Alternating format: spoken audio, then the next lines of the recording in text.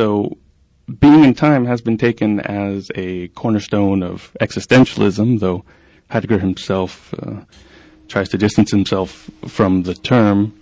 What being in time added to the philosophical landscape, I think, is a certain persistence in questioning, a devotion to thinking that hadn't been seen beforehand, except perhaps, well, Kant, Hegel. He returned philosophy to its roots, I would say, in this thinking of the question of being that he approached in a entirely new way.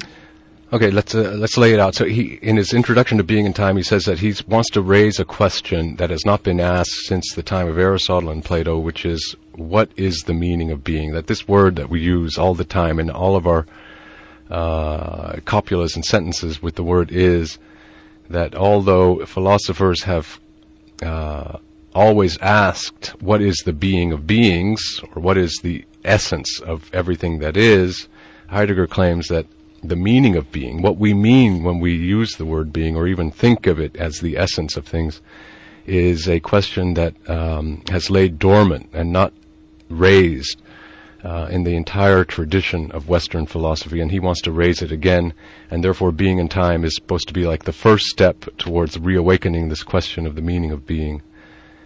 But then it takes the form, at least in the first parts, of this massive analysis of one specific being among others, which is what he calls Dasein, German word, hard to translate into English, but basically means us.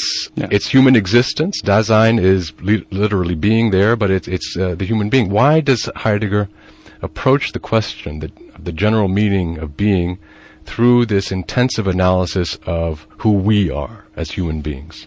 Yes.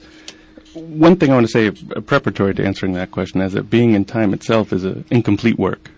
The text as we have it is only a third of what Heidegger projected for the entirety. So to discuss the book is a fragment in some sense. It's an artifact of a particular point in his career, and he abandons it for philosophical reasons. The issue of being, as articulated in Being in Time, is formulated around Dasein, as you said. And this is because being for him is nothing abstract, nothing general, but always something concrete, we could say. It takes place here. It's for Dasein. It has, if there's a meaning to being, that meaning is in relation to Dasein, in relation to our existence. And the reason presumably being that Dasein, if I remember correctly, he says, is the one being whose own being is an issue for it. Exactly. In a way that's not the case, presumably, with other sorts of beings. For a stone, for example, its being is completely indifferent to it. Right. So when he, so as he undertakes this sort of analysis of what he calls the existential structures, namely the kind of universal, basic, fundamental structures of Dasein, what does he find? Who are we in this existential, at this existential level of universality?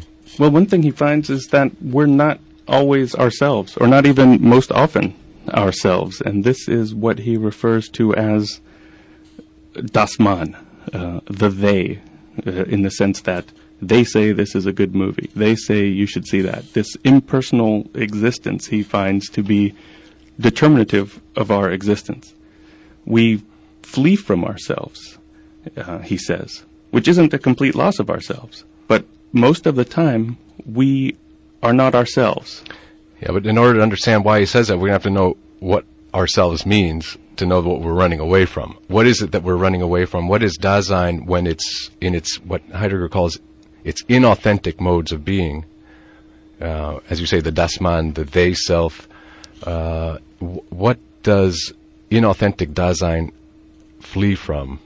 Right. And before answering that, I just want to add that it shouldn't be taken as a moral evaluation. No, I understand. Yeah. Inauthentic doesn't mean inferior in any way. I know. Heideggerians are very fond of the first thing, every time you talk about authenticity or inauthenticity, Heideggerians just have to always come down on your head saying these are not moral categories, these are ontological categories. But frankly, being in time is pervaded with a bunch of terms that come out of a kind of moral lexicon, and there's no way that you'll ever convince me that inauthenticity doesn't have some kind of moral overtone. But nevertheless, let's just say it's an ontological category. It's inescapable, you'll agree, though. Yes, but in any case, right. So inauthenticity would be, simply put, understanding yourself on the basis of objects, thinking of yourself as a thing. In a sense, you could say if you believe your life to be completely determined, you're treating yourself as a thing. If you lose yourself in the world, this is almost an Augustinian theme in Heidegger, you're treating yourself as an object. And so this objectification of existence is inauthentic. It's a misunderstanding, a misrecognition of who we are and how we exist. Again, but the question is, who are we? What is this self-misunderstanding a misunderstanding of? So, in other words, I'm trying to get us to talk about what would Dasein in its authenticity consist in. Sure. That causes us to flee from it with what Heidegger calls anxiety or Angst. We exist in a completely destabilized, desubstantialized manner. We don't have an essence, right? This is one of the key theses of Being in Time, that the essence of Dasein lies in its existence, which is to say that our being is nothing that we have, nothing we possess. It's not a predicate, but rather we always have it to be. It's futural in this regard. We always have our being to be. And that absence of an essence, that lack of a pre-established or pre-programmed direction or path can be troubling to people and cause them to flee. Here I think you're approaching timidly the whole question of Dasein's temporality. And let me phrase it the way I would put it, that Sure. Dasein is not a thing, and it doesn't have a being which can be possessed or even conceptualized as such. And to say that Dasein's essence is in its existence, I understand existence to mean that Dasein is temporally dynamic, Yes. that it's thrown into a world which is not of its own choosing, and once it's thrown into the world, it finds itself projected beyond itself into possibilities. Almost all of Dasein's everyday activities are projects of some sort or another. Right. When as banal as driving to work, and you know that you're driving to work in order to get there, and you're doing that work in order to make a salary. You're making your salary so that your kids can get an education, and in the final analysis, Dasein is always finding itself projected beyond itself temporally in its existence. So there Right. is this whole realm of possibilities that Right. that we're projected into. And this is a key point, that Heidegger's notion of the self in Being in Time shatters the traditional metaphysical notion of an encapsulated subject. This self is already temporally ecstatic, temporally outside of itself, and this outside of itself is its entry into the world, that Dasein exists essentially, if we can use that term, in a world, right? Right. Let's talk about that, because Heidegger says one of the basic existential structures of Dasein is being in the world. Dasein is always a being in the world. What does he mean by that exactly? Well, if you compare this with Descartes in the Meditations on First Philosophy, there Descartes says that if we want to really understand ourselves, if we want to understand what the subject is, what the I is, then we need to extract it from its environment. We need to remove it from its surroundings so that we can better see it for what it purely is. And the subject that he envisions is an extractable, encapsulated subject. He goes so far as to even eliminate the imagination as being part of the self, because this is too closely allied to the sense organs and the impressions that they receive.